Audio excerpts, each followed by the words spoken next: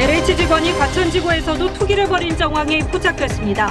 도로가 접하지 않은 땅에 묘목을 심어 보상을 노리는 등 광명 시흥신도시 투기 의혹 수법과 판박이었습니다. 경찰이 LH 투기 의혹이 나온 지 일주일 만에 LH 본사 등 16곳을 압수수색했습니다.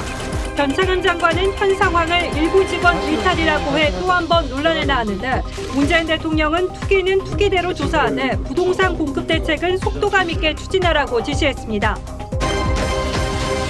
코로나로 접촉 면회가 제한됐던 요양병원에서 14개월 만에 투명 가림막을 앞에 둔 면회가 이뤄졌습니다. 목줄과 입마개를 하지 않은 사냥개 무리가 가정집을 침입해 고양이와 닭을 죽이는 일이 벌어졌습니다. 코로나 백신을 맞은 의사가 이틀 동안 고열에 오한, 근육통이 심하게 왔다며 특히 20대에서 40대까지 젊은 층에서 독감 유사 증상이 심했다고 전했습니다. 해리 왕손 부부가 인종차별을 겪었다는 인터뷰가 20여 년 전 다이애나 빈의 왕실 생활 폭로와 같은 파급력을 보이고 있습니다. 왕실이 그럴 줄 몰랐다는 비난이 이어지는데 영국 왕실은 침묵했습니다.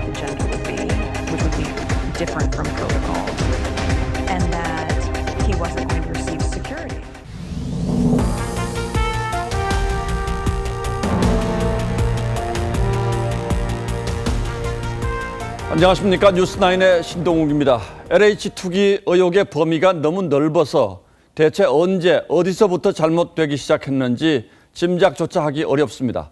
일단 먼저 대상 지역부터 살펴보겠습니다.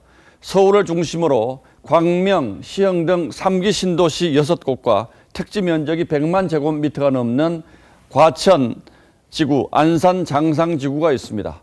저희 취재진이 이 지역의 토지 거래 내역을 집중적으로 지금 들여다보고 있는데 과천에서도 투기 의혹이 발견됐습니다. 가치가 떨어지는 이른바 맹지를 사서 묘목을 심는 전형적인 수법을 사용했고 땅 주인이 현직 LH 직원이라는 사실도 확인됐습니다. 오늘 뉴스9는 김준영 기자의 단독 보도로 시작하겠습니다. 지난 2018년 7천여 가구가 들어설 3기 미니 신도시로 지정된 과천시 일대.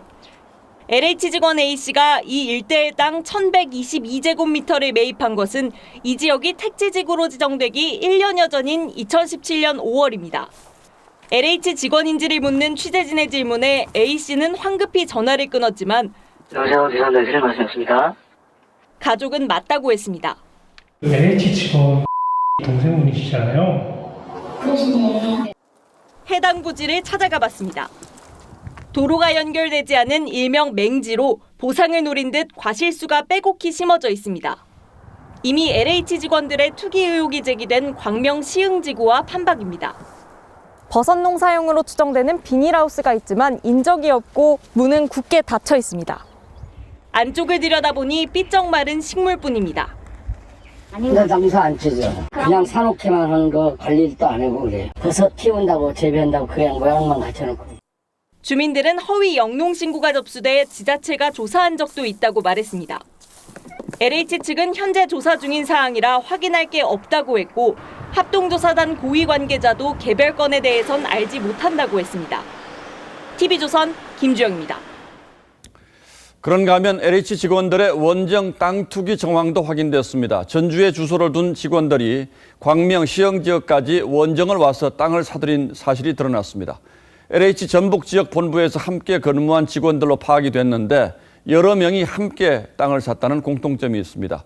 내부 정보가 광범위하게 땅 투기에 이용됐다는 의혹이 점점 사실에 가까워지고 있습니다. 이어서 이재중 기자가 취재했습니다. 경기도 광명시 노원사동 일대 땅입니다. 박모 씨 등 LH 직원들은 2018년 1월부터 부부 명의나 직원 공동 명의로 1km 내외 떨어진 땅 3곳을 차례로 사들였습니다. 그런데 이들은 모두 호남 지역에서 근무했던 이력이 있고 일부는 지금도 전북 전주에서 거주하고 있는 것으로 파악됐습니다. 이 때문에 전주 거주자들이 광명 땅까지 매입한 배경엔 현재 경기지역본부 소속인 박모 씨와 내부 정보를 공유했던 것 아니냐는 의혹이 제기됐습니다. 그렇죠. 진입로가 없는 땅은 안 사는 거지. 땅은 원래 철칙이. 앞에서 진입로를 막아버리면 농사도 못 짓는 땅이 되잖아요. 박 씨의 땅 옆에 있는 다른 땅을 매입한 이들 가운데 전주시 거주자가 유독 많은 것도 눈에 띄는 대목입니다. 한 시민단체는 이들이 내부 정보를 공유해 원정 투기를 한 정황이 있다며 경찰청 국가수사본부에 고발했습니다. LH는 땅 주인 박 씨 등 직원 3명을 대기 발령했다고 밝혔습니다. TV조선 이재중입니다. 이제 시작일 뿐이지만 공무원들이 관련됐다는 의혹도 속속 드러나고 있습니다. 광명시 공무원이 신도시 발표 전에 개발 예정지에 임야를 사들인 뒤에 무단으로 밭으로 만든 사실이 드러났습니다. 물론 토지 가치를 높이기 위해서 한 일로 보이는데 이런 일이 여기뿐일까 하는 의혹이 점점 커지고 있습니다. 윤서하 기자가 그 현장을 가봤습니다. 신도시가 들어설 광명시 가학동 도덕산 자락입니다. 불과 일주일 전까지만 해도 나무들로 차있던 임야였는데 완전히 파헤쳐져 밭으로 바뀌었습니다. 광명시 육급 공무원인 박모 씨가 매입한 땅입니다. 박 씨는 당국의 허가가 없이 임야를 이처럼 평평한 밭으로 개간했습니다.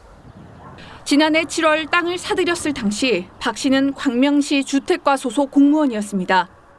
지난달 3기 신도시 부지로 확정된 이후 급히 임야를 밭으로 바꾼 데는 보상을 염두에 둔 것이란 의혹이 제기됐습니다. 임야를 밭으로 만들면 몇 배로 보상받는데요. 거꾸로에는 파가지고 그 산으로 밭으로 만들었잖아요. 6급 공무원이던 박 씨는 793제곱미터 땅을 4억 3천만 원에 대출 없이 샀습니다.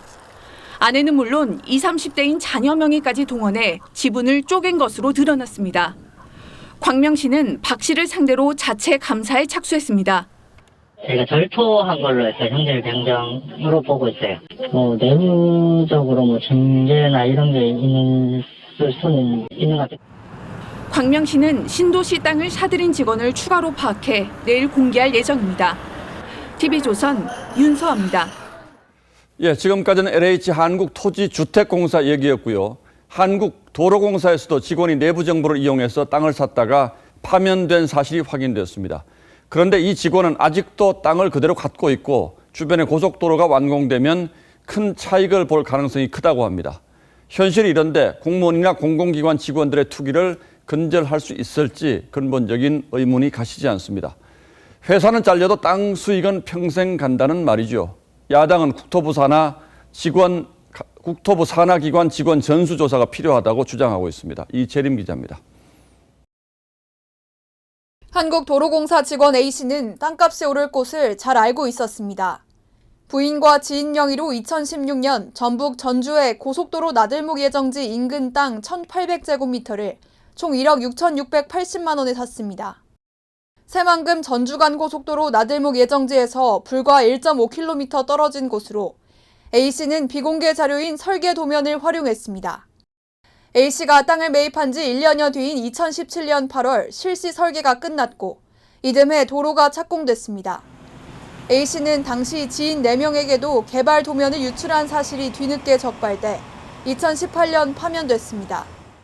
하지만 해당 토지는 여전히 A씨 부인과 지인 명의로 돼 있고 매입 당시 4만 5천 원이던 공시지가는 5만 5천 원으로 20% 넘게 올랐습니다. 특히 오는 2024년 도로가 완공되면 나들목 주변 땅값이 크게 오를 것으로 예상돼 막대한 차익을 볼 가능성이 큽니다. 잘려도 내 부동산으로 거두는 수익이 평생 월급보다 많다라고 하는 낭설이 사실로 확인이 된 겁니다.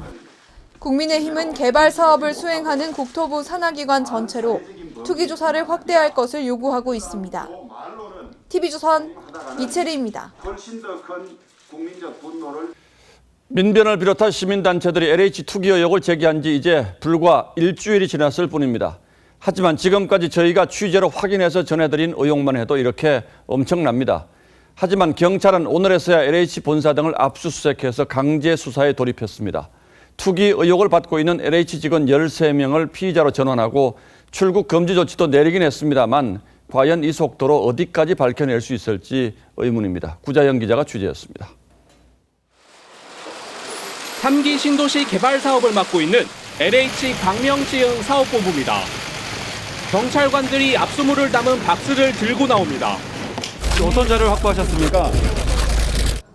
경찰은 오늘 경남 진주 LH 본사와 광명, 과천에 있는 지역사업본부 2곳을 동시 압수수색했습니다.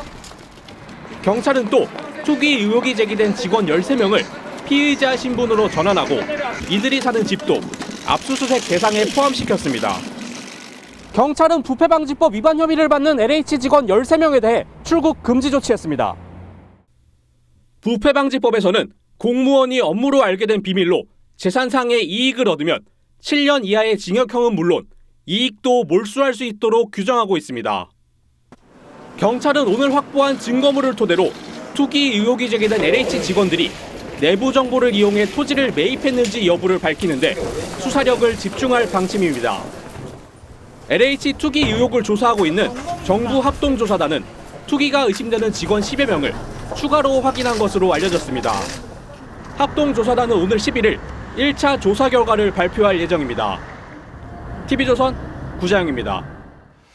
자, 사정이 이렇습니다. 내부 정보를 이용한 땅 투기가 어디까지 번져 있는지 알 수도 없고 국민들의 불신이 커져만 가는데 신도시 개발은 예정대로 해야 하는지 여당 지도부에서도 3기 신도시 계획 취소를 검토해야 한다는 목소리가 나왔습니다. 하지만 대통령은 정면 돌파 입장이 분명한 듯합니다. 공급 대책을 더 속도감 있게 진행하라고 지시했습니다. 변창흠 장관 책임을 물어야 한다는 주장에도 분명한 선을 그었고 서둘러서 청와대 직원 가족 조사 결과를 발표하기로 한 것도 정면 돌파 의지를 밝힌 것으로 보입니다. 청와대 분위기는 김복은 기자가 전하겠습니다. 문재인 대통령이 정면 돌파 의지를 명확히 했습니다. LH 투기 의혹 이후 6일 만에 나온 5번째 메시지에서 속도감 있는 공급 대책 추진을 지시했습니다. 투기는 투기대로 조사돼 정부 공급 대책에 신뢰가 흔들려선 안 된다고 했습니다. 공직자의 땅 투기 논란은 부동산과 공정성이란 측면에서 여권의 대형 악재가 되고 있습니다. 결국 여당 지도부조차 3기 신도시 취소 가능성을 언급했습니다. 정부 여당 차원에서 검토한 건 없지만 심각하다면 그런 가능성도 열어놓고 검찰이 수사해야 한다는 여론에 여권 내에서도 동조의 목소리가 나옵니다. 검찰이라고 해서 수사에 참여하지 말라는 게 아니다. 이 전문적인 검사 인력들이 수사에 동참하도록 할 필요가 있다. 하지만 청와대는 과거처럼 검찰이 지휘하는 방식은 아니라고 선을 그었고 변 장관 경질 요구에 대해서도 사퇴 수습이 먼저라는 입장입니다. 청와대는 이번 주 내로 비서관급 이상 참모와 그 직계 가족들의 3기 신도시 투기 조사 결과를 발표할 예정입니다. TV조선 김복원입니다. 국회에 불려나온 변창흠 국토부 장관은 최대한 몸을 낮췄습니다. 하지만 말이 또 구설수에 올랐습니다. 지금 너무나 중요한 일을 하고 있다. 끊임없이 투명성을 강조했는데 이런 일이 일어나서 허무하다. 일부 일탈이 나타났다.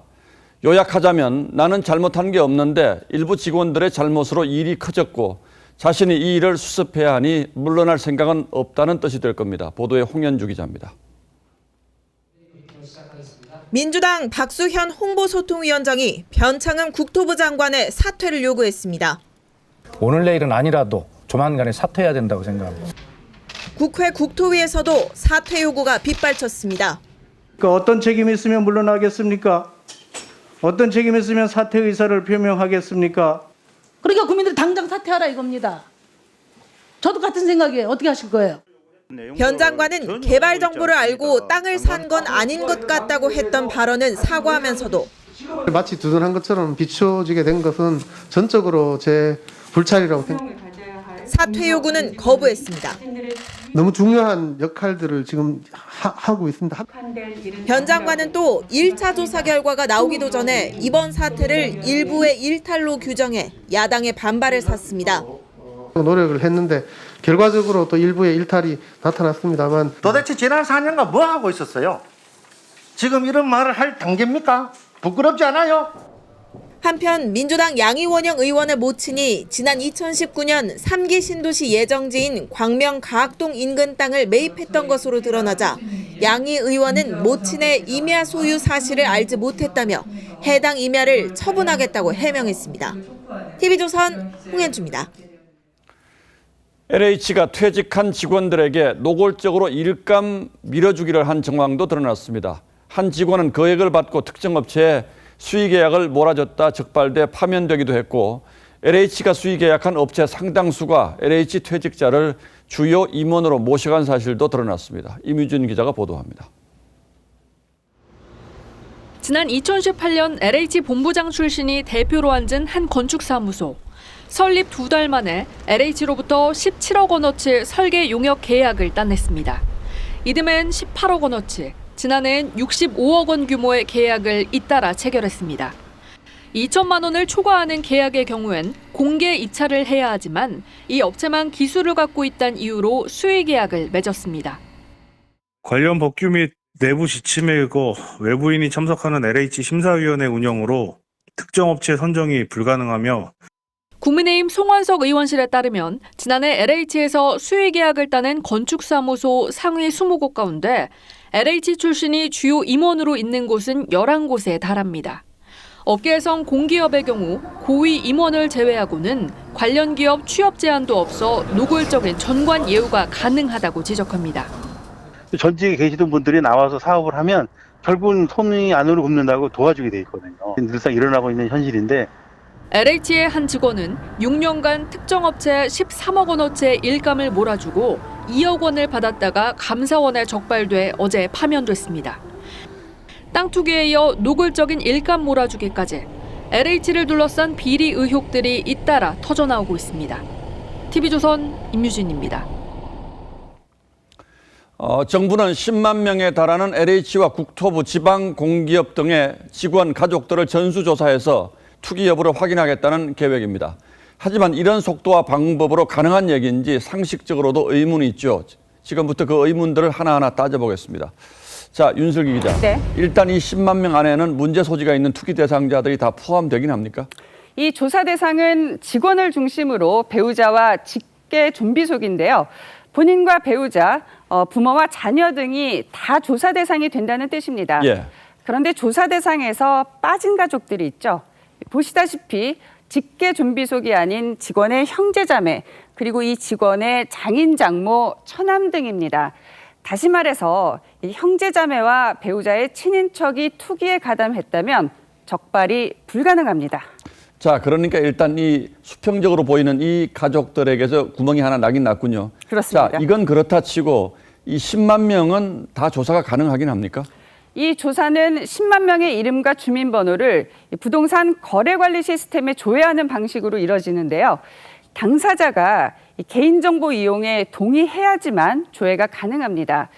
그런데 직원 2만 3천여 명과 가족 7만 7천여 명의 입장이 다를 수가 있죠. 직원들은 조직 분위기상 이 동의를 해야 할 부담이 큰 편이지만 가족들은 이런 부담에서 보다 자유롭죠. 따라서 이 조사 거부로 이어질 가능성도 배제할 수는 없습니다. 자, 일단 벌써 오늘부터 이 동의하지 않는 직원들이 나왔다는 보도가 있었는데 어쨌든 그 반대로 직원들이 협조를 한다면 조사는 순조롭게 진행이 될까요? 그런데 여기서도 넘어야 할 산이 또 있습니다. 실명 거래를 한 경우는 비교적 적발이 어렵지 않겠지만 차명으로 땅을 샀다면 사실상 확인이 불가능하다는 게 전문가들의 얘기죠. 공직자 같은 경우에는 본인 이름이나 가족 명의를 거의 사용을 안 합니다. 대신에 믿을 만한 가까운 친척이나 친구, 동창들 있죠? 가족과 조사해가지고는 피라미만 걸려들 뿐이고. 자, 그러니까 이런 데 수사 전문성을 가진 곳이 결국 검찰이고 또 강제 수사 필요하다는 얘기가 나오는 거고요. 맞습니다. 당장 필요한 범위의 압수수색을 통해 최대한 신속하게 증거를 확보하는 게 무엇보다 중요하죠. 보시다시피 법원에 영장을 청구하기 전에 수사에 미비한 점이 있다면 검찰은 경찰에 보완 수사를 요구하고 경찰은 이를 보완을 하는데요. 관건은 여기에 걸릴 시간입니다. 기존에는 검찰이 직접 수사를 했기 때문에 영장 청구를 곧바로 했지만 현재는 국수본이 수사를 하고 검찰이 검토 시간이 조금 더 걸릴 수 있다. 예, 사실 지금 정부 조사라는 게 언론 보도도 뭐 제대로 쫓아가지 못하고 있는 게 현실인 것 같은데 이런 식으로 앞으로 얼마나 더 밝혀낼 수 있을지 걱정이 드는 건 사실이군요. 그렇습니다. 예, 윤슬기 기자 오늘도 잘 들었습니다.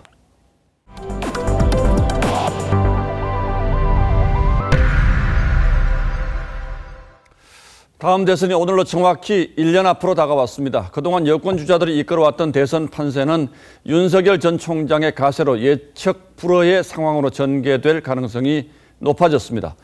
오늘 당 대표에서 물러난 민주당의 이낙연 전 대표, 이재명 경기지사 모두 윤 전 총장을 부쩍 경계하는 모습인데 윤 총장은 당분간 장외에서 숨을 고를 거란 전망이 많습니다. 대선 1년을 앞둔 정치권 유력 주자들의 움직임은 최원희 기자가 취재했습니다. 이낙연 민주당 대표가 취임 7개월 만에 당 대표직을 내려놨습니다. 이 대표의 지지율은 지난해 총선 압승 직후 40.2%까지 오르며 대세론을 탔지만 이른바 추윤 갈등과 부동산 정책 여론 악화로 내림세를 보이다 연초 제안한 사면 논란 여파로 최근 10%대까지 떨어졌습니다. 이 대표는 부족했다며 겸허하게 받아들인다고 했습니다. 여권 지지율 1위인 이재명 경기지사는 이 대표 퇴임 인사차 모처럼 당무회의에 참석했습니다. 당원의 일인으로서 우리 대표님 그간에 감사했다는 인사드리러 왔습니다.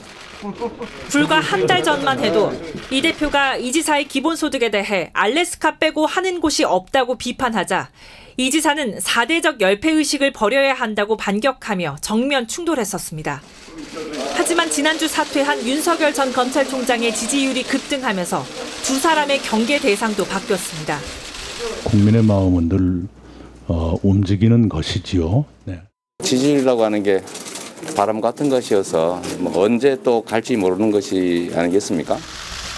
사퇴 전 김한길 전 민주당 대표를 만나는 등 윤 전 총장이 독자 정치 세력화를 준비하는 것 아니냐는 관측이 나옵니다. 제가 어떤 위치에 있든지 자유민주주의와 국민을 보호하는 데 온 힘을 다하겠습니다. 이런 가운데 윤 전 총장 온라인 지지 모임으로 유료 회원이 2만 명을 넘은 윤사모는 전국 253개 지역위원장을 선임해 윤 전 총장이 원하면 바로 창당할 수 있도록 준비하고 있다면서도 윤 전 총장과 직접 교류한 적은 없다고 했습니다. TV조선 최원입니다. 오늘 발표된 부산시장 선거 여론조사에서는 국민의힘 박형준 후보가 민주당 김영춘 후보를 크게 앞서는 것으로 나타났습니다. 가덕도 신공항 특별법이 통과되면서 새로운 변수가 될 거란 전망도 있었는데 적어도 오늘 발표된 조사 결과만 보면 큰 힘을 쓰지는 못한 것으로 보입니다. 박경준 기자가 그 이유를 취재했습니다. 공천장을 받은 민주당 김영춘 후보는 결의에 찬 모습입니다. 부산을 살리는 시장, 경제시장을 뽑는데 동의해 주신다 그러면은 저 김영춘이 반드시 승리할 수 있습니다. 국민의힘 박형준 후보는 압승을 예상하며 여유를 보였습니다. 부산에서 압승을 거두고 그 힘으로 그 동남풍을 서울까지 불게 해서 이번 선거를 꼭 이겨내도록 하겠습니다. 감사합니다. 여야 후보 확정 직후인 지난 6, 7일 실시된 여론조사에서 박 후보 지지율은 48%, 김 후보는 32.5%로 15.5%포인트 차이를 보였습니다. 지난달 25일 문재인 대통령이 이낙연 대표와 홍남기 부총리, 변창흠 장관과 함께 가덕도를 둘러보고 다음 날 가덕도 신공항 특별법이 통과됐지만 한 달 전과 큰 차이가 없습니다. 이번 조사에서 가덕도 특별법이 선거에 별다른 영향을 미치지 않을 거란 응답은 43.6%, 여당에 유리할 거란 응답은 35.7%였습니다. 전문가들은 시민들이 신공항을 반기면서도 전반적인 지역 경제 침체를 더 심각하게 보기 때문이라고 분석했습니다. 어려운 경제 상황에서 가덕도 공항이 과연 부산 경제에 확실한 변화를 이끌 수 있는 게임 체인저가 될 수 있을까라는 부산 시민들의 심리가 반영된 것으로 해석할 수 있습니다. TV조선 박경준입니다. 코로나 관련 소식으로 이어갑니다. 코로나가 가족 간의 만남에도 제한을 가져왔죠. 특히 요양병원 등 코로나에 취약한 계층이 많은 시설에서는 가족 면회도 금지돼서 가족들은 생이별을 해야만 했습니다. 1년여 만에 오늘부터 투명막을 사이에 둔 제한적 면회가 허용됐는데요. 눈물바다였습니다. 정은혜 기자가 다녀왔습니다. 요양병원 입원 환자 김진철 씨. 14개월 만에 가족을 만난 감격에 비닐 커튼을 앞에 두고 오열합니다. 누나 보고 싶었지? 누나도 보고 싶었어. 괜찮아. 손 지금 잡을 수가 없어. 1년 넘게 생이별했던 부부는 유리창 위로 손을 포갭니다. 이게 얼마나 좋으나 이래 만나보니까. 내 마음은 항상 이렇다. 감염을 우려해 금지됐던 면회가 허용되면서 오랜만에 노모의 얼굴을 본 아들은 한결 마음이 놓입니다. 직접 얼굴을 뵈면 무엇보다도 어머니의 상태를 좀 확인할 수 있고. 환자와 입소자들도 오랜만에 생기를 되찾았습니다. 병이 많이 나선 것 같아요. 기분이 동동 떠오르는 심정이에요, 시장. 하지만 여전히 아쉬움도 남습니다. 어머니 곁에서 얘기도 많이 하고 노래도 불러드리고 이렇게 체온을 느낄 수 있는 그런 행동을 하고 싶어요. 코로나19가 끝나 사랑하는 가족의 손을 잡을 수 있기만 기다립니다. 하여간 빨리 코로나가 종식돼서 편안하게 면회 좀 했으면 좋겠습니다. 임종을 앞둔 환자나 중증 환자의 가족 등은 예외적으로 접촉 면회를 할 수 있습니다. TV조선 정은혜입니다. 인터넷을 중심으로 백신 접종 후기가 이어지는데요. 이 접종을 마친 한 의사가 자신의 몸 상태와 주변 접종자들의 상황을 언급했습니다. 이틀 동안 고열과 오한, 근육통이 심하게 왔다면서 특히 20대에서 40대까지 젊은 층에서 독감 유사 증상이 심했다고 전했습니다. 왜 이런 현상이 나타나는 건지 박상준 기자가 좀 더 자세히 전하겠습니다. 부작용이 너무 심해서 미소를 지으며 체온을 잽니다. 결과는 웃을 일이 아닙니다. 체온은 38.4도, 제일 높았던 건 38.7도였고요. 타이레놀 500mg짜리 2알 먹고 3시간 정도 지나서 열이 좀 떨어져서 잤습니다.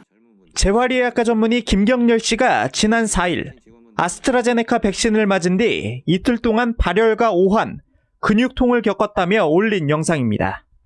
그는 주변인 30여 명 중 70%에서 증상이 나타났고 20대 중반에서 40대가 심한 증상을 호소했다며 독감 백신보다 강한 것 같다고 밝혔습니다. 실제 어제까지 집계된 이상 반응 신고 3건 중 1건이 29살 이하에서 나왔습니다. 젊은 층의 면역력이 좋아서 면역 반응이 더 강하게 나타나는 겁니다.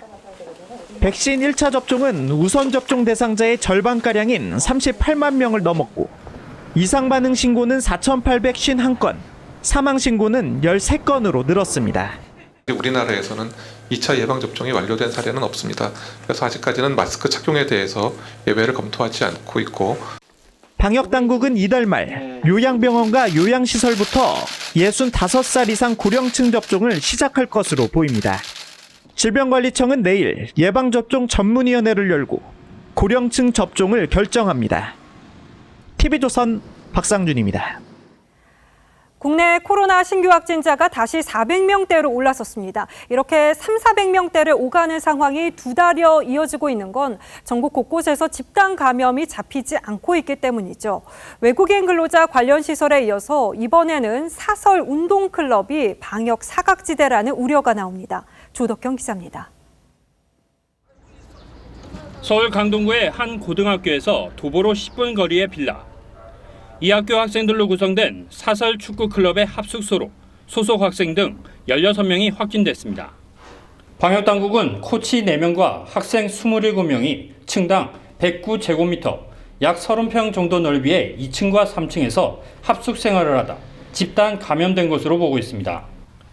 주민들도 학생들의 합숙 사실을 익히 알고 있던 상황. 애들 코로나 걸렸는데 자세 좀 해달라고 시민이 민원을 몇 번, 한 2번인가 3번 넣었다더라고. 학교 측은 별다른 조치가 없었습니다. 지난해 10월 학교가 운영하던 축구부를 해체한 뒤 학생 선수들이 사설 축구 클럽 소속이 됐기 때문입니다. 학교 운동부는 합숙 훈련을 하지 않도록 권고받지만 사설 운동클럽은 숙박을 금지할 근거가 없습니다. 잘못이 일어나고 조카면 학교 책임으로 많이 되기 때문에 많이 지금 이제 그냥 FC로 돌려라 학교에서 막 그러고 있거든요. 문제는 이런 사설 운동클럽에 얼마나 많은 학생들이 소속돼 있는지 파악되지 않는다는 점입니다. 정부는 뒤늦게 현황 파악에 나서겠다고 밝혔습니다. TV조선 조덕현입니다. 사냥개 무리가 수도권의 한 외딴 주택을 습격해서 닭과 고양이 등 가축을 해치는 일이 벌어졌습니다. 어쩌다 이런 일이 벌어진 건지 배상윤 기자가 취재했습니다. 커다란 사냥개 무리가 집마당을 헤집고 다니더니 갑자기 고양이를 공격합니다. 지난 6일 낮 3시쯤 사냥개 7마리가 파주의 한 외딴 주택에 뛰어들어 닭과 고양이 등 가축 3마리를 물어 죽였습니다. 집주인이 집을 비운 사이 벌어진 일입니다. 내가 그 죽어 있는 애를 갖다 묻어준 것만 해도 가슴 뚫리고 진짜 뭐 내가 정신적으로 잠도 못 자고 지금. 집 주변 야산 수렵장을 뛰쳐나온 사냥개들은 목줄이나 입마개 등 안전 조치가 안 된 상황이었습니다. 뒤쫓아온 사냥꾼 일행은 별다른 조치 없이 떠났습니다. 사냥꾼들은 온라인을 통해 문제가 불거지자 그제서야 경찰에 자수했습니다. 자칫 사람이 다칠 수 있는 위험한 상황이었지만 견주에 대한 처벌은 과태료가 고작입니다. 네, 산에 갔는데 이제 개가 고양이가 뛰가고 이러니까 그걸 따라서 이제 갔다고 그러더라고요. 단순히 목줄 안 한 거는 틀상밖에 안 돼요. 앞서 지난달 28일 경기 가평군에서는 산책 중이던 한 주민이 맹견 로트와일러에게 얼굴을 물리는 사건이 벌어지기도 했습니다. TV조선 배상윤입니다. 자동차 사고 시 에어백은 운전자 생명을 구할 수 있는 중요한 안전장치죠. 그런데 중고 에어백을 재활용해서 장착까지 해주는 업체들이 있다고 해서 제대로 작동은 하는지 한번 실험을 해봤습니다. 상당히 위험한 결과가 나왔습니다. 이정민 기자가 보도합니다. 운전자의 생명과 직결되는 에어백. 이미 사용한 에어백은 유통이나 판매 자체가 법으로 엄격히 금지돼 있습니다. 하지만 암암리에 재생 에어백이 사용되고 있습니다. 실제로 재생 에어백을 설치해 주는지 직접 확인해 봤습니다. 재생 에어백도 설치가 가능한가요? 재생도 하긴 하는데요. 혹시 안 터질 수도 있어요. 위험하다면서도 설치해 줄 수 있다고 합니다. 위험하지 않나요? 많이 위험하죠. 에어백이 터지면. 작업 시간은 한 보름 정도 걸려요. 재생 에어백을 설치한 차량으로 충돌 실험을 해보니 4대 중 1대는 에어백이 작동하지 않았습니다. 재활용된 에어백이 차량 충돌을 인식하지 못했기 때문입니다. 안전에 직결되는 부품은 사용을 하면 절대로 안 된다고 말씀드릴 수가 있습니다. 탑승객의 안전에 직접적인 영향을 줄 수가 있기 때문에 대형 사고로 유발될 수 있습니다. 문제는 소비자들이 중고차를 구입할 때 재생 에어백 설치 여부를 알 수 없다는 점입니다. 중고차 구입 시 자동차 매매 사업자로부터 교부받는 성능, 상태 점검 기록부에 점검 항목에는 에어백이 제외되어 있어 개선할 필요가 있습니다. 한국소비자원은 국토부 등 유관기관에 관련 법규 마련과 단속 강화를 요청하기로 했습니다. TV조선 이정민입니다. 이 선거 국면에 접어들면 소위 정치 테마주로 증시가 요동칩니다. 회사 실적과 무관하게 기업 회장이 유력 대선 후보와 동문이라든지 심지어 같은 성씨라는 이유만으로 주가가 급등합니다. 그러니까 자세히 살펴보면 특별한 이유랄 것도 없는 거죠. 이정현 기자가 보도합니다. 이른바 윤석열 테마주로 불리는 한 회사 주가. 오늘 장 시작과 동시에 가격 제한폭 30%까지 올랐습니다. 사회이사 중 한 명이 윤 전 총장과 대학 동창이자 사법연수원 동기란 이유였습니다. 기업 회장이 윤 전 총장과 같은 성이란 이유로 테마주로 묶이기도 합니다. 한 교육업체 주가는 3일 연속 상한가를 찍었고 또 다른 업체도 8거래일 만에 배로 뛰었습니다. 없어요. 황당하죠. 기업 가치에 따라서 이렇게 쭉 움직여야 되는 건데 떨어질 일만 남았잖아요. 이재명 경기지사의 테마주로 불리는 종목도 정치 상황에 따라 출렁이고 있습니다. 한 자동차 부품업체 주가는 이 지사가 예전에 계열사에서 근무했다는 이유로 지난 1월 보름 만에 주가가 2배 이상 올랐고 한 소프트웨어 개발업체는 대표가 과거 이 지사 캠프 후원의 공동회장을 맡아 테마주로 묶이며 1년 만에 주가가 약 10배나 뛰었습니다. 대선 주자로 꼽히는 이낙연 더불어민주당 대표나 정세균 국무총리, 그리고 서울시장 후보자와 관련된 테마주도 쏟아집니다.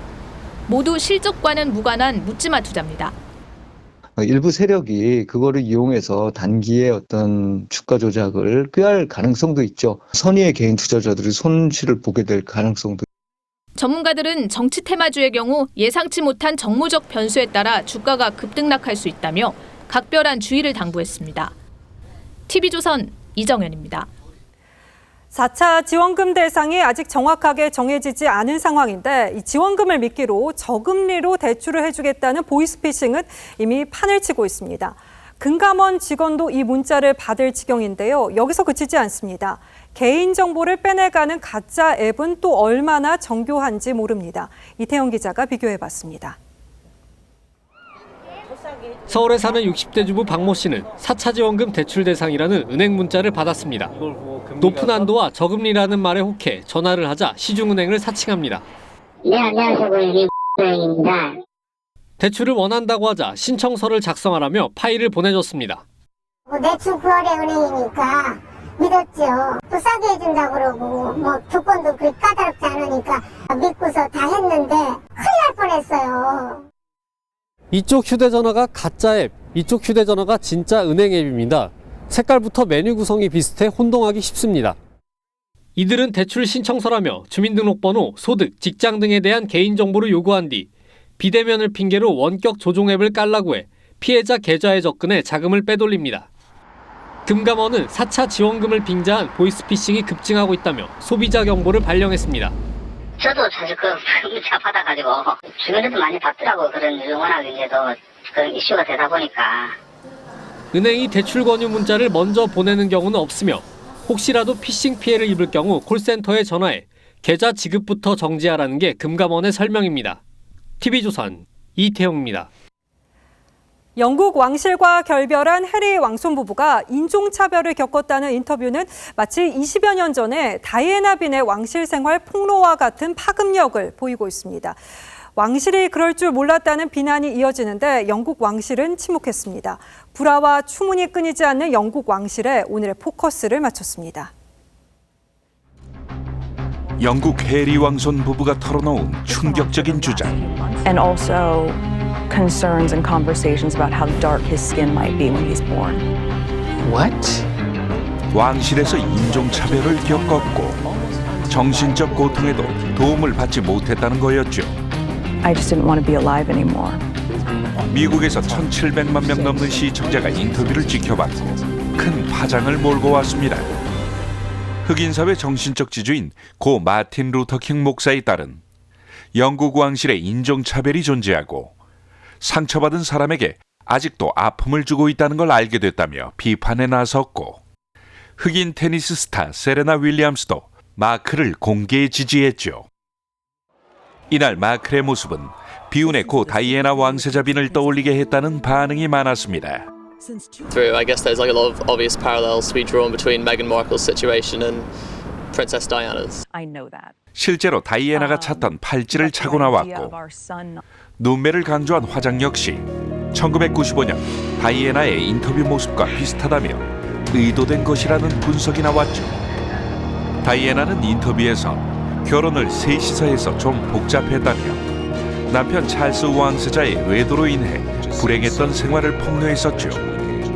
대중적 인기가 높았던 다이애나가 왕실로부터 냉대와 배척을 당했다는 인상을 주면서 당시 왕실에 큰 타격을 줬습니다. 최근에는 엘리자베스 2세 여왕의 차남 앤드루 왕자가 성접대를 받았다는 의혹 속에 2019년 모든 공직에서 물러나며 또다시 상처를 입기도 했죠. I'm very sad for the Queen. I think she has a lot of problems at the moment, what with one of her sons in scandals, and now her grandson busting up, pulling away from the royal family. 영국 왕실이나 정부는 해리 왕손 부부의 주장에 아직 침묵하고 있는 상황. I've spent a long time now not commenting on royal family matters, and I don't intend to depart from that today. 잊을만 하면 등장하는 불화와 추문 속에 영국 왕실이 또다시 흔들리고 있습니다. 뉴스나인 포커스였습니다. 예, 다음 뉴스입니다. 추미애 전 장관 아들 서모 씨의 휴가 미복귀 의혹 사건을 넘겨받은 군 검찰이 사실상 재수사에 착수한 것으로 확인됐습니다.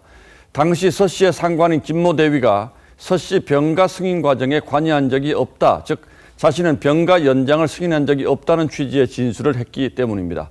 이와 함께 서울 동부지검도 서 씨의 통역병 청탁 의혹에 대한 수사에 나섰습니다. 최민식 기자가 취재했습니다. 지난해 9월 서울 동부지검은 추미애 전 장관 아들 서모 씨의 국무이탈 의혹을 무혐의 처리했습니다. 서 씨가 부대 장교에게 구두로 병가 연장을 승인받았다는 게 이유였습니다. 대신 병가 연장과 관련된 김모 대위는 군무이탈 비호 혐의로 군검찰에 넘겼습니다. 우리 아들은 뭐 아니 왜 웃으세요? 네. 군대 다 갔다 오고 네, 남들만큼 휴가도 못 썼는데 병가 쓴 거 가지고 압수수색도 당하고 뭐. 군검찰은 최근 김모 대위로부터 서 씨의 병가를 구두로 승인받아 준 적 없다는 진술을 확보했습니다. 김 대위는 지난해 검찰 조사에서도 같은 진술을 했지만 검찰은 인정하지 않았습니다. 군검찰은 이 같은 진술을 바탕으로 사실상 재수사에 착수한 것으로 보입니다. 이런 가운데 서 씨의 통역병 청탁 의혹을 수사하는 동부지검은 지난 1월에야 참고인 수사를 한 것으로 확인됐습니다. 지난해 9월 카투사 부대 최고 책임자였던 이철원 예비역 대령이 의혹을 제기하고 시민단체가 고발한 지 넉 달 만입니다. 동부지검은 또 추 전 장관 딸의 비자 청탁 의혹도 지난달에야 참고인 조사를 한 것으로 알려졌습니다. TV조선 최민식입니다. 코로나 사태가 장기화하면서 국내 호텔 산업이 붕괴 위기에 처했습니다. 한때 중국인과 일본인 관광객들로 북적이던 서울 명동과 동대문 인근 호텔들은 절반이 문을 닫았고 나머지도 개점 휴업 상태가 이어지고 있습니다. 김자민 기자가 취재했습니다.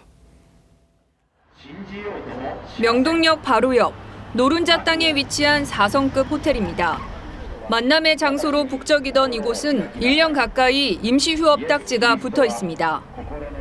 바로 옆 외국계 호텔 문도 굳게 잠겼고 길 건너 호텔은 직원 1명이 손님 없는 호텔을 1년째 관리만 하고 있습니다. 점유율을 90% 이상 되는데 일본, 중국, 동남아 비율은 30, 40배. 또 다른 호텔은 객실 20%를 오피스룸으로 개조해 임대 사업에 뛰어들었지만 이마저도 쉽지 않습니다. 호텔이 안 된다 보니까 이것저것 생각하면 이걸로 이제 또 올리고 있어요. 처음에는 프로모션 같았는데 보다 보니까 이게 아닌가? 약간 그런 느낌. 1957년 문을 연 국내 첫 민간 투자 호텔입니다. 이곳도 지난해 9월부터 장기 휴업 중입니다. 지난해 외국인 관광객은 월 평균 10,000명에도 못 미쳐 전년 대비 1% 미만으로 곤두박질 쳤습니다. 폐업이나 휴업한 호텔과 리조트만 102곳으로 2019년보다 62% 늘었습니다. 동대문 시장 골목 안, 중국인들이 즐겨 찾던 숙박업소들은 말 그대로 초토합니다. 월세방으로 객실을 돌리며 생존의 안간힘을 쓰기도 합니다.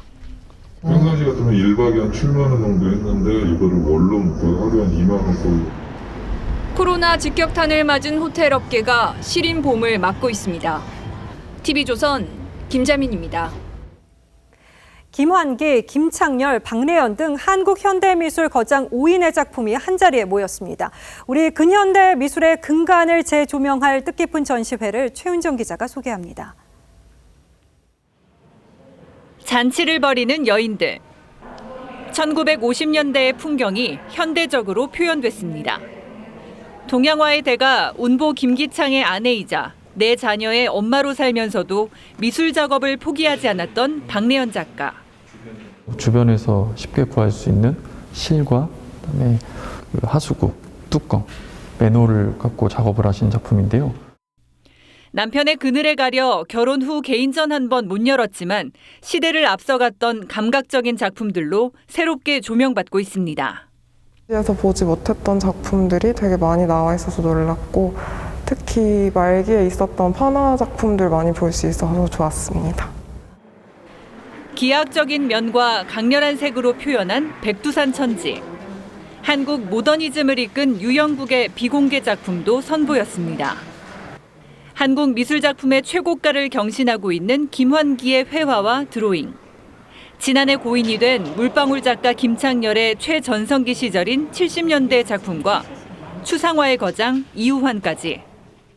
한국전쟁 이후에 암울했던 한국 사회에서 작품을 통해서 또 꽃을 피우신 한국 현대미술을 대표하는 작가님들의 작품입니다. 그래서 그분들의 작품을 통해서 팬데믹으로 힘들어하는 많은 이들에게 좀 위로와 희망을 주고 싶은 한국 현대미술 거장들의 독창성과 계보를 한 곳에서 감상할 수 있습니다. TV조선 최윤정입니다. 최근 해외 누리꾼들의 SNS에서 김치 열풍이 뜨겁습니다. 먹는 건 기본이고 직접 만들었다는 인증글과 사진이 폭발적인데요. 일부 마니아층만 좋아했던 김치가 어떤 이유로 극진한 대접을 받게 됐을까요? 이유진 기자입니다. 마늘과 새우젓을 믹서기에 갈고 절여둔 배추에 골고루 붓습니다. 능숙하게 두 손으로 양념도 버무립니다. 김치를 담그고 시식하면서 올린 해외 누리꾼들의 김치 인증샷이 SNS에 넘쳐납니다.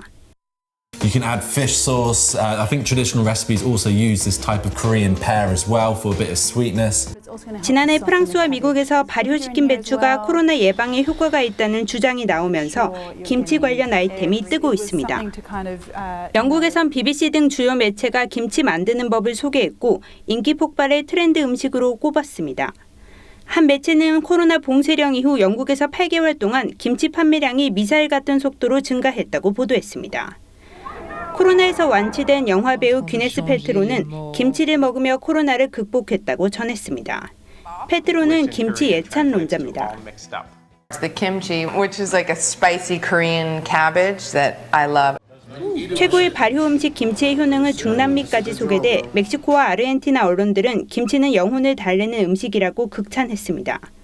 지난해 김치 수출은 2019년보다 38%나 늘었습니다. TV조선 이유진입니다. 평창 동계올림픽에서 컬링 열풍을 일으킨 팀킴이 최근 강릉시청에 입단해서 첫 훈련을 시작했습니다. 지난해 소속팀과의 갈등으로 훈련을 못하던 팀킴은 다음 달 세계대회를 노리고 있습니다. 이승훈 기자입니다. 빙판위를 미끄러지며 스톤을 던집니다. 날카로운 눈빛이 여전한 안경 선배 김은정 선수입니다.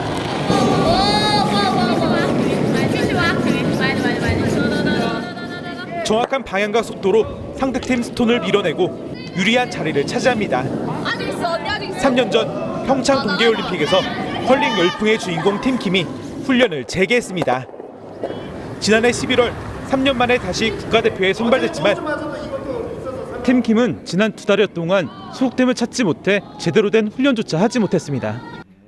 컬링 연습장도 구하지 못하던 팀킴에게 손을 내민 건 강릉시. 내년 베이징 동계올림픽까지 전폭적인 지원을 약속했습니다. 동계올림픽을 치른 도시라 컬링 경기장 시설도 최상급입니다. 시작하는 새로운 마음이 되게 좋은 기분으로 시작했고요. 이 기분을 이끌어가서 좋은 경기를 보답할 수 있는. 팀킴의 우선 목표는 다음 달 캐나다에서 열리는 세계 선수권 대회입니다. 이 대회에는 내년 베이징 동계올림픽 출전권도 걸려 있습니다. 세계선수권에서 티켓을 획득해서 온다면 저희가 베이징 올림픽까지 목표로 열심히 훈련. 은메달을 따낸 강릉의 새 둥지를 튼 팀킴이 올림픽 신화 재현을 위한 담금질을 시작했습니다. TV조선 이승훈입니다.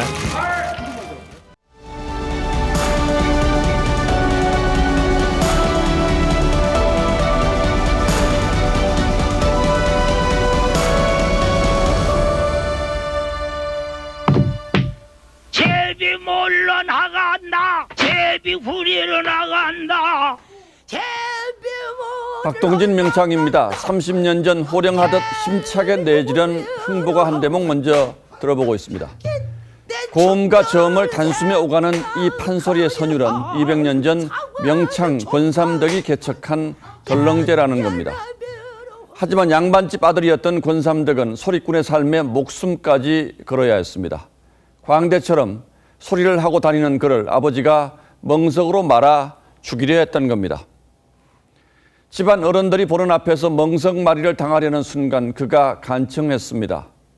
마지막으로 노래 한 자락만 하고 죽겠습니다. 멍석에 쌓인 채로 소리를 뽑자 어른들 모두 감동에 눈물을 흘렸고 그는 가까스로 죽음을 면하고 소리의 길로 나섰습니다. 그토록 간절한 마음이라면 이루지 못할 꿈이 뭐가 있겠습니까?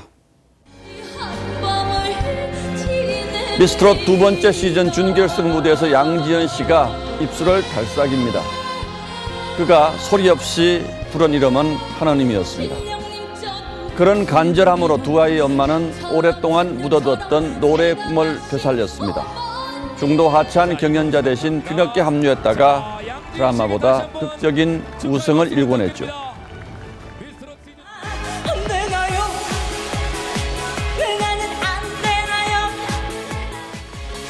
주미 씨는 자기를 내던졌습니다. 되나요? 코믹한 몸짓과 노래로 웃음 보따리를 터뜨렸지만 그 뒤에는 절박한 목마름이 있었습니다. 아무도 알아주지 않았던 2등 인생. 오늘만큼은 꼭 1등으로 기억되고 싶습니다.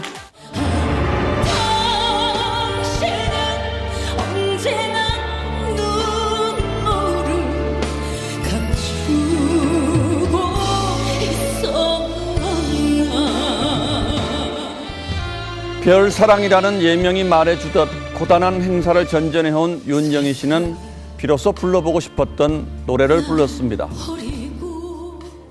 행사장에서 그런 거를 하면 사람들이 다 가니까. 발랄한 길을 맘껏 발산한 홍지훈 씨 역시 깊은 좌절을 안고 있었습니다. 성대 낭종으로 목소리를 잃고 다리가 마비돼 번번이 주저앉았다가 처음 선 방송 무대에서 기어코 노래 인생을 열어젖혔습니다.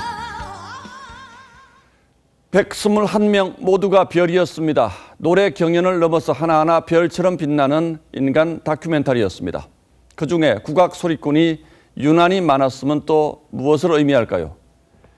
우리 국악에 밴 민족의 정과 한과 흥이 트로트로 흘러들어 우리네 가슴을 이렇게 때리는 것은 아닐지요. 모처럼 다시 구성진 노래 굴곡진 삶을 따라가며 울고 웃었습니다. 이래저래 답답했던 가슴을 씻어냈습니다. 그것이 바로 트로트의 힘이고 영혼이겠죠. 3월 9일 앵커의 시선은 다시 트로트의 울고 웃다 였습니다.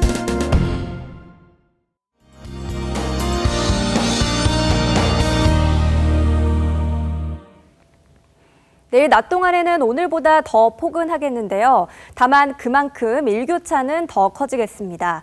서울은 아침에 0도에서 시작해 한낮에는 17도까지 오르면서 일교차가 17도나 벌어지겠습니다. 아침 기온, 낮 기온 모두 고려해서 옷차림 하셔야겠습니다. 이런 큰 일교차는 아침에 짙은 안개를 만들겠고요. 낮에도 안개와 먼지가 뒤엉켜 종일 하늘이 뿌옇겠습니다. 내일 미세먼지는 중서부 지역을 중심으로 나쁨 단계를 보이겠습니다. 지역별 낮 최고 기온은 청주가 17도, 대구는 16도까지 오르겠습니다. 한편 동해안 지역은 동풍이 불면서 오늘보다 기온이 낮겠고요. 빗방울이 살짝 떨어지는 곳도 있겠습니다.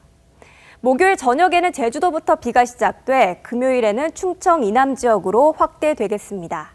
날씨였습니다. 반론 보도문. 본 방송은 2018년 8월 30일자 뉴스나인 유명인 SNS 후기 피해 속출 제목의 기사에서 건강보조식품 판매업체가 소비자들에게 알려준 섭취 방법으로 인해 부작용이 발생하였다고 보도하였습니다. 이와 관련해 해당 업체는 기사와 달리 올바른 섭취 방법과 구매 시 유의사항 등을 충분히 설명하였고 소비자들의 불만사항에 대해서도 최선을 다해 적절하게 답변하여 왔다고 밝혀왔습니다. 3월 9일 화요일 뉴스9은 여기서 모두 마치겠습니다. 시청해주신 여러분 고맙습니다.